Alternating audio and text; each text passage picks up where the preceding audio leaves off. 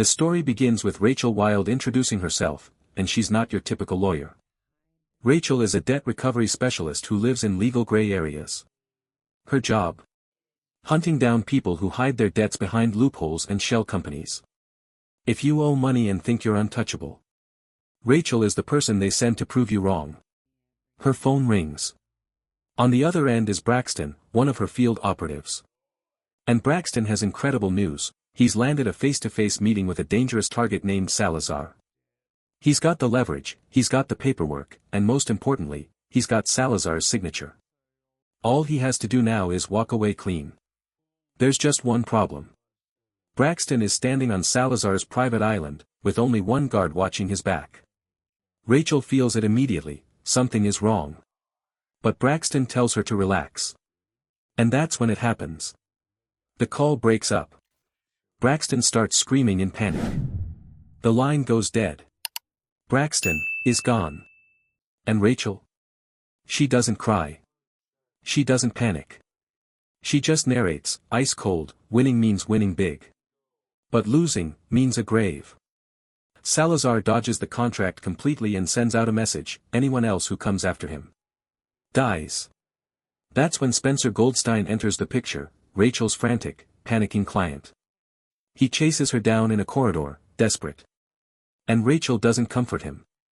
She tells him the truth straight to his face, you weren't thorough enough with Braxton, and it got him killed. Then she names the target out loud, Manny Salazar. A man who borrowed $1 billion, and has zero intention of ever paying it back. So Rachel makes Goldstein an offer he can't refuse, she'll recover the debt herself. Her price? 10% of the billion, plus $10 million up front.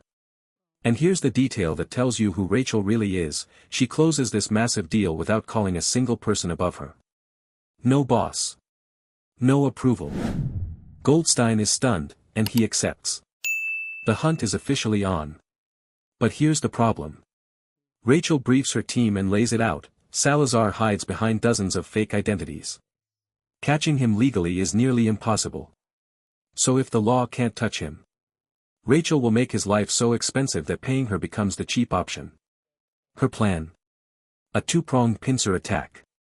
And for that, she calls in her two best weapons, Bronco and Sid. Bronco's crew handles extraction and sabotage, the muscle. Sid's crew handles bribery and covert surveillance, the shadows. Rachel reminds them all of one thing, Salazar buried Braxton to protect his assets. This isn't a negotiation. It's a siege. She sends Sid to Saudi Arabia, and takes Bronco with her. First stop, Horowitz, Salazar's personal lawyer. Rachel walks into his office posing as a potential client. But then Bronco steps in uninvited, and Horowitz instantly smells a rat. He calls in his security guard, Gary. And Rachel? She gives Gary exactly two options, stand down, or get hurt. Gary wisely backs away. Rachel drops the mask.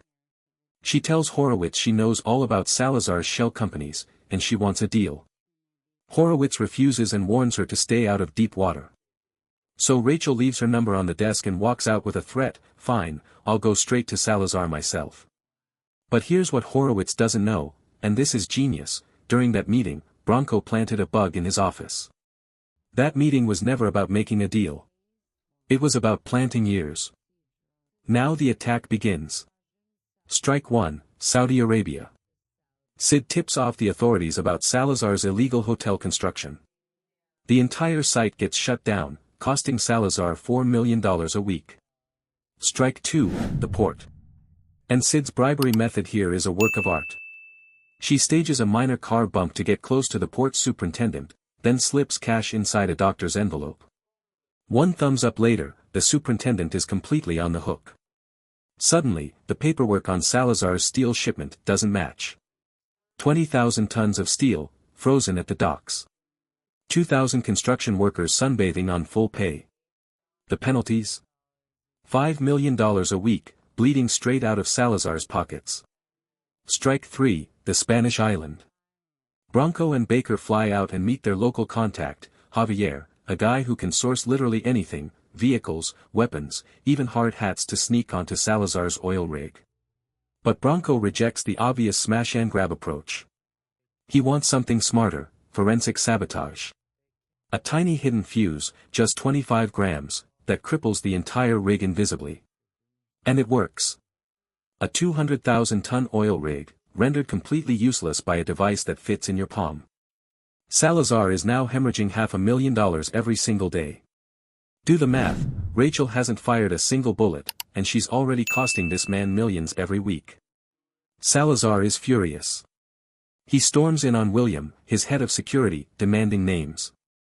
William tells him the truth, it's a woman, with an extremely capable team. And then William says something that stops Salazar cold, killing her won't work. If Rachel dies, 20 prepaid lawyers activate instantly, unleashing a legal mess Salazar can never escape. She's made herself unkillable. William's advice? Pay her around $300 million and make this go away. Salazar refuses, but William warns him, the real money is still hidden by a man called Wolfgang. And here's the twist, Rachel already knows who Wolfgang is. Remember that bug Bronco planted in Horowitz's office? Horowitz just exposed his own side without even knowing it. Wolfgang Klaas, Harvard-educated, German-Arab accountant, the genius hiding Salazar's billions inside shell companies in Jeddah. He's the vault. Crack Wolfgang, and Salazar's entire empire collapses. But there's a catch, without access to Wolfgang's computer, Rachel can't legally prove Salazar owns those companies. So how do you hack a man whose office is literally a Faraday cage, a room no signal can penetrate? You use his weakness. And Wolfgang's weakness is his ego, and his obsession with backgammon. This next con is honestly my favorite part of the whole movie. Rachel sends an operative into Wolfgang's party armed with loaded dice, and a bugged sculpture. The operative wins over $200,000 at the backgammon table, then refuses every payment. And that drives Wolfgang insane. A man who refuses money. Wolfgang can't resist. He challenges the operative personally. Then comes the masterstroke. The operative deliberately loses a small bet, and offers Wolfgang the sculpture he's been eyeing all night as payment. Wolfgang accepts. And just like that, the Trojan rat walks straight through the front door, carried in by Wolfgang himself, straight into his Faraday-caged office. Because as Rachel says, people never suspect those who give. Now Rachel's team is live inside Wolfgang's digital world, pulling names from shell companies, unraveling his entire hidden web. The courts approve international attachment orders, and Salazar's assets start freezing fast. He's cornered. But Rachel needs one more thing. She needs to look Salazar in the eye. She calls Horowitz and negotiates hard, pushing the number from 200 to 300 million. Then she drops her real demand, a direct, face-to-face meeting with Salazar himself. Horowitz is furious, but Salazar agrees. On one condition. The meeting happens on his island. The only place on Earth he feels safe. The same island, where Braxton was buried. Rachel knows exactly what she's walking into. So she gives Bronco one order, build the full extraction infrastructure. Now. Bronco assembles his crew on the island, and each member is a specialist. Baker on explosives. Moreno driving. Dunn on aviation. Gucci on tech.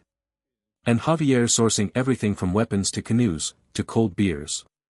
Their safe house is chosen for its tunnels and 3 separate escape routes. But Bronco warns the team, Salazar commands 50 private soldiers, and he owns the local police. They are outnumbered 10 to 1, on enemy ground. So Bronco does what professionals do, he rehearses every route under live conditions. And this is where the movie gets wild. Moreno deliberately provokes a police car just to test response times, then goes completely off script, gunning his bike through the storm drains with a police bike in hot pursuit. The cop refuses to follow him into the drop. Route confirmed. But Bronco spots the flaw, the bike route fails if Rachel is injured. So they add an ambulance, an ATV, and a boat. The North evac uses gyrocopters from a wind farm, but the team must get them airborne in under 3 minutes. They drill it, and grind the launch time down to 2 minutes and 59 seconds. 1 second to spare. The West evac? Even crazier. The villa escape ends at a 300-foot ravine. The solution, a zipline that drops the team onto hidden ATVs racing for the harbor. Baker even digs trap doors into the road, designed to literally swallow any vehicles chasing them. Meanwhile, they need ears inside Salazar's penthouse. So Sydney and Rachel pose as a couple in the hotel lobby. Bronco fakes a heart attack to lift the skeleton key, and Gucci cuts the cameras. The penthouse gets bugged, 3 exits mapped, and shoot-to-kill orders issued if Salazar loses patience. Bronco assigns someone to plant engine killers under police cars. Sydney is then assigned to tour the local police station personally, but before they separate, Bronco and Sid share a quiet farewell. He tells her not to overdo it and says he loves her. Rachel asks Bronco whether her accommodations are decent. He promises marble floors, fret sheets, and gold fittings. She asks about Wolfgang. Bronco says the intel is still coming.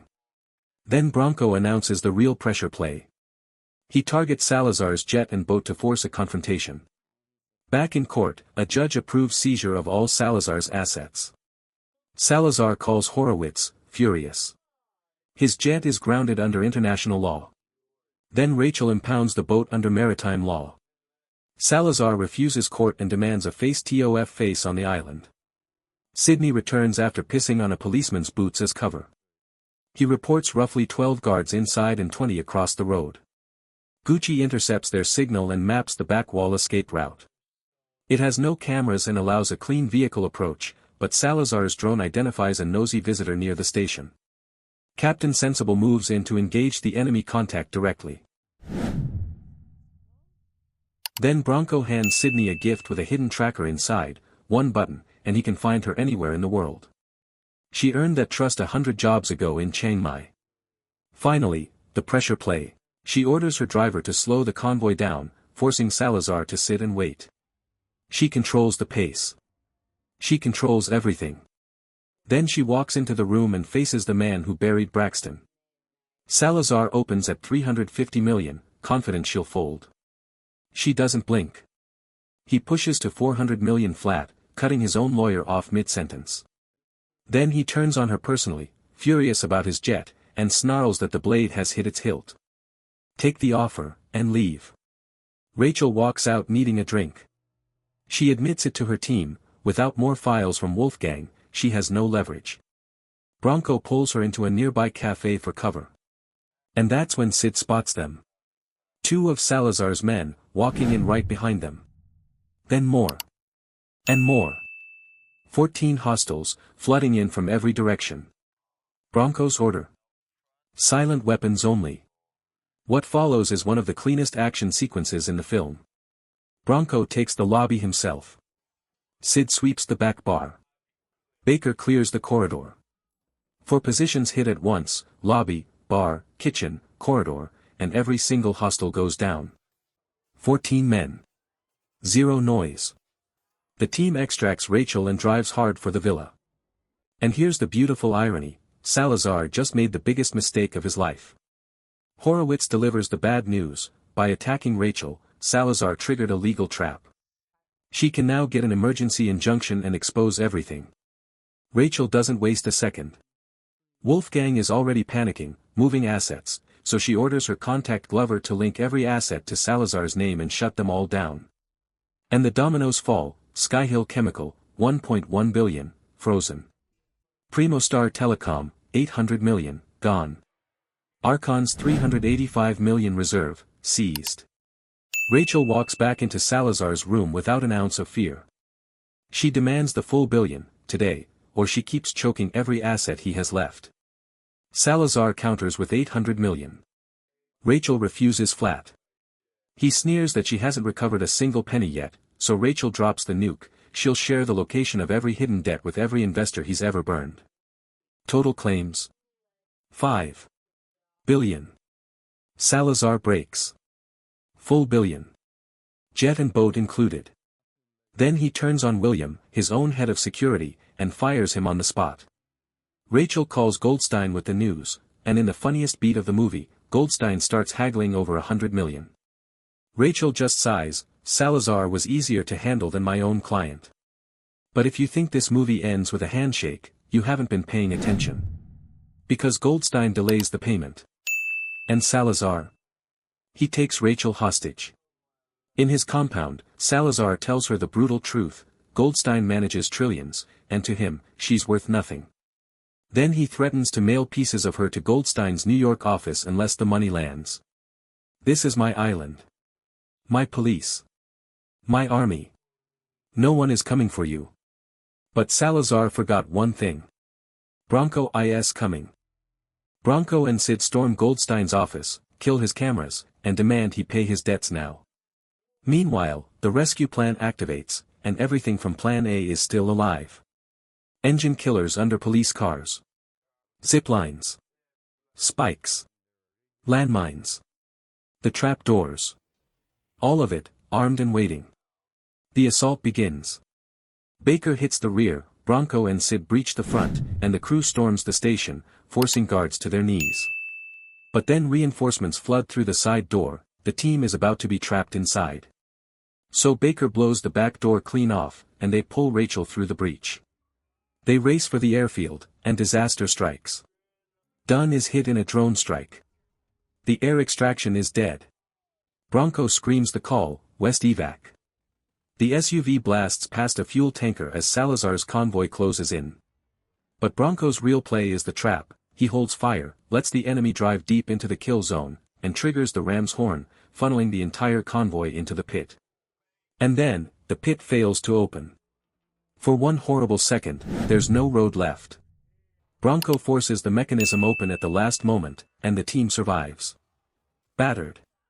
But alive. Final stand. Bronco lays it out, draw the enemy in, rig the compound, and blow the nest. Baker destroys the first enemy car, buying precious seconds, but a truck, an SUV, and an M60 tactical vehicle close in from the east. The zip line is set. All charges armed. Bronco gives the order to ring the bell. And Baker refuses to leave. The detonator needs a hand on it. Baker chooses to stay. Bronco gives him 2 minutes, takes Rachel, and hits the zip line. Sid takes a hit on the way out, but the team pushes through toward the port. Bronco radios Baker one last time, get out. Now. Silence. Then the entire compound erupts into a fireball. Baker pressed the detonator himself, and Baker does not come out. The team takes fire on the final run, the extraction boat rams the last obstacle clear, and Bronco reaches the dock, scanning the water for his friend. But Baker is gone. The team escapes the island, -1. But here's the gut punch. After everything, the billion, the explosion, Baker's sacrifice, Rachel gets the news, Salazar vanished. Rachel confronts Bobby and makes one thing crystal clear, someone is getting buried for this mess, and it will not be her. Sid and Bronco will handle it now. And she leaves him with a chilling warning, the red phone is all that stands between you and ruin. And in the final shot, a man walks into Miami, calm as can be, calling himself Mr. Smith. It's Salazar. The debt is paid, but the war is just beginning.